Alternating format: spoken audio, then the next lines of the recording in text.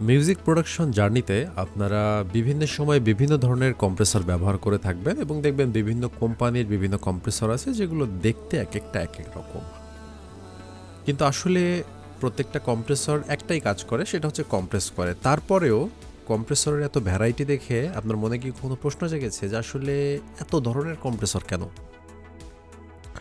এই নর্মাল একটা default compressor দিয়েও কম্প্রেস হয়, আপনার CLS-76 দিয়েও কম্প্রেস হয়, 2A দিয়েও কম্প্রেস হয়, অ্যান্ড দেন গ্লু বা আমাদের হচ্ছে SSL কম্প্রেসর দিয়েও কম্প্রেস হয়। তাহলে আসলে পার্থক্যটা কি?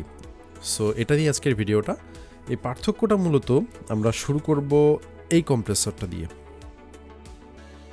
সো এটি মূলত একটি FET কম্প্রেসর।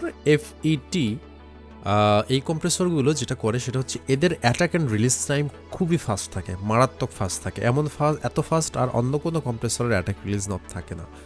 এবং এই কম্প্রেসর যেটা করে সেটা হচ্ছে ভোকালের যে টোনালিটি আছে এটাকে চেঞ্জ করে, ভোকালের টোনের টেক্সচারটাকে এনহ্যান্স করে, অর্থাৎ আলটিমেটলি যেটা করে সেটা হচ্ছে হারমোনিক্স অ্যাড করে।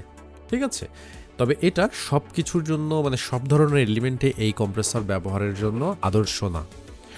সো এটা মূলত যেখানে ব্যবহার করতে পারেন, আপনার লিড ভোকালে ব্যবহার করতে পারেন, বিশেষ করে ভোকালে যদি খুব বেশি পাঞ্চ বা খুব বেশি হারমোনিক্স প্রয়োজন হয়, উদাহরণস্বরূপ বলতে পারেন হিপ হপ বা র্যাপ ভোকাল, অথবা ভোকালের আপনার হচ্ছে কি বলবো যে ভোকালের যে টপ এন্ডটাকে সেটাকে ক্রপ করার জন্য এটা ব্যবহার করতে পারেন ওয়েভ ফর্মেট।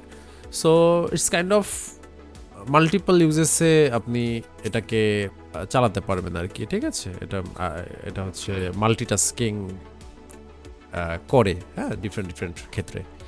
তো এটা চলে গেল হচ্ছে এফটি কম্প্রেসর। এরপরে আসি একটা VCA কম্প্রেসরে। VCA কম্প্রেসর বলতে আমরা সাইটোমেকের গ্লু খুব পরিচিত, অথবা ওয়েবসের আছে SSL কম্প, এগুলো মূলত বাস কম্প বা বাস কম্প্রেসর বা মাস্টারিংয়ে ব্যবহৃত কম্প্রেসর। এদের কি বলবো যে হচ্ছে এর ইন্ডিভিজুয়ালি এক্সট্রা হারমোনিক্স বা ওই ধরনের কোনো অ্যাড করে না, তবে এটা একটা স্মুথ এন্ড দেয় এবং হচ্ছে যেহেতু এটা বাস কম্প্রেসর, সো মাল্টিপল এলিমেন্টকে এটা মিক্সিংয়ে ব্যবহার করা হয়। দ্যাটস ওয়াই এটার একটা ক্লিন অ্যান্ড ক্লিয়ার ইন্টারফেস আছে, মানে এর আউটপুটটা ক্লিন অ্যান্ড ক্লিয়ার, অ্যান্ড এর যে অ্যালগোরিদম সেটাও ওই টাইপেরই বলতে পারেন। ঠিক আছে, সো এটা মাল্টিপল জিনিসে ব্যবহার করা যায়, মাস্টারিং, মিক্সিং, ইভেন বাস, ড্রামস, অল ওভার আপনি এটা ব্যবহার করতে পারেন। এরপরে যেটা আসে সেটা হচ্ছে টিউব কম্প্রেসর। টিউব কম্প্রেসরটা আসলে ভোকালে বেশি ব্যবহার করা হয়। আমি যদিও এখানে ফ্যাট চ্যানেল ওপেন করেছি, বাট সবচেয়ে বহুল ব্যবহৃত টিউব কম্প্রেসর যেটা CLA-2A ওয়েভসের। সো এটা মূলত জাস্ট একটা নব আছে, এটাতে অটো গেইনিং অপশন দেওয়া থাকে। সো একটা নব দিয়েই এর যা যাবতীয় আছে সব কিছুই কন্ট্রোল করা যায়।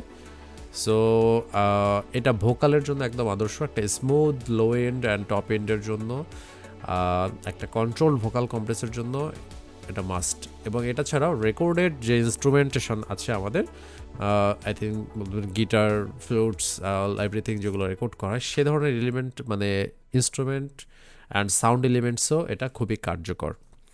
এবার শেষে আসি নর্মাল রেগুলার যে আমাদের হচ্ছে কম্প্রেসর। তো বাকি সব কম্প্রেসরের কথা যেটা বললাম, প্রত্যেকটা কম্প্রেসর কম্প্রেস করার পাশাপাশি যেটা করে সেটা হচ্ছে যে আপনার ভোকালের মধ্যে এক্সট্রা হারমোনিক্স অ্যাড করে, এক্সট্রা ফ্রিকোয়েন্সি অ্যাড করে, কিন্তু এই ধরনের কম্প্রেসরগুলো ভোকালে এক্সট্রা কোনো কিছুই অ্যাড করে না, এদের নিজস্ব কোনো ক্যারেক্টার নেই। এটা যেটা করে সেটা হচ্ছে জাস্ট মেইন ফোকাস করে জিনিসটাকে কম্প্রেস করে। ঠিক আছে, এক্সট্রা কোনো এতে ফিল আসবে না। সো সিম্পল কম্প্রেশনের প্রয়োজন হলে এটা করতে পারেন, বাট বাকি যে কম্প্রেসরগুলো দেখলাম ইনস্ট্রুমেন্ট অ্যান্ড ভোকালে, ওগুলো ব্যবহার করা হয় মূলত কম্প্রেসের পাশাপাশি এক্সট্রা কিছু অ্যানালগ টিউন নিয়ে আসার জন্য। সো এই ছিল মোটামুটি বিভিন্ন ধরনের কম্প্রেসরের একটা আইডিয়া। আশা করি আপনারা বুঝতে পেরেছেন। সো ভিডিওটি যদি ভালো লেগে থাকে লাইক, কমেন্ট এবং শেয়ার করবেন। পাশাপাশি মিউজিক প্রোডাকশন রিলেটেড যদি কোনো কোয়ারি থাকে, কোর্স যদি কেউ করতে চান, তাহলে অবশ্যই আমার সাথে হোয়াটসঅ্যাপে যোগাযোগ করতে পারেন। এছাড়াও কোনো প্রকার সফটওয়্যার প্লাগইনের প্রয়োজন হলে আমাকে হোয়াটসঅ্যাপে নক দিতে পারেন। ধন্যবাদ।